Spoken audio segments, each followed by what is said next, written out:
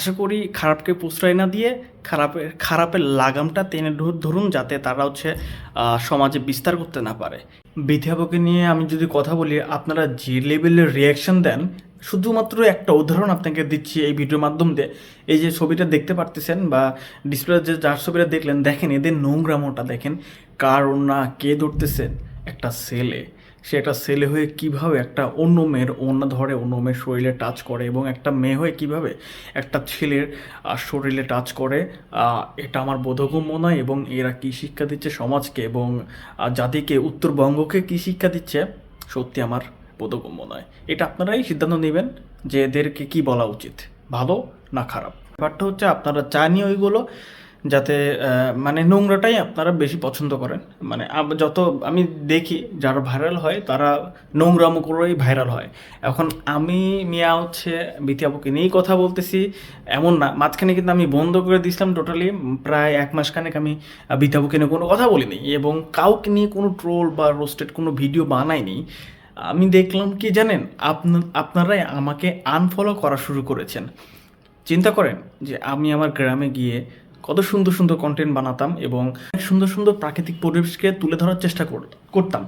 তো সেখানে আপনারা কিন্তু আমার কন্টেন্টগুলো মোটেই পছন্দ করেন না এবং আমাকে উপরস্থ আমার আনফলো করতেছিলেন এবং আমার ফলো সংখ্যা অনেক কমে যাচ্ছিল। তো ভাবলাম যে আসলে আপনারা একটু খারাপকেই পছন্দ করেন এবং খারাপ জিনিস দেখতেই পছন্দ করেন। এই জন্য আমি আবারও বিথি আপুকে নিয়ে রোস্টেড ভিডিও বানানো শুরু করে দিলাম। কিন্তু ব্যাপারটা হচ্ছে যে আমি কিন্তু এমন না যে তাকে একদম পচায় ফেলতেছি, জাস্ট আমি তুলে ধরতেছি যে সে কী করতেছে এবং সমাজকে কি দিচ্ছে।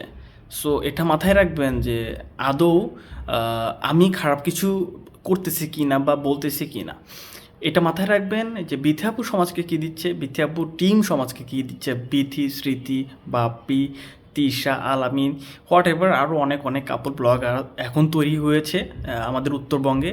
আর আমিও উত্তরবঙ্গের একটা ছেলে। সো এমন না যে আমি ধোয়া তুলসী পাতা, বাট এটা বলতে পারি যে আমার দ্বারা কারো ক্ষতি হয় নাই। এটা বলতে পারি যে আমার দ্বারা কেউ ইনফ্লুয়েন্সার হয়ে সমাজকে খারাপ কিছু দিচ্ছে, এটা বলতে পারবেন না। অন্তত এটা বলতে পারবেন যে না, আমি অন্তত প্রতিবাদ করি, খারাপের বিরুদ্ধে গিয়ে প্রতিবাদ করি।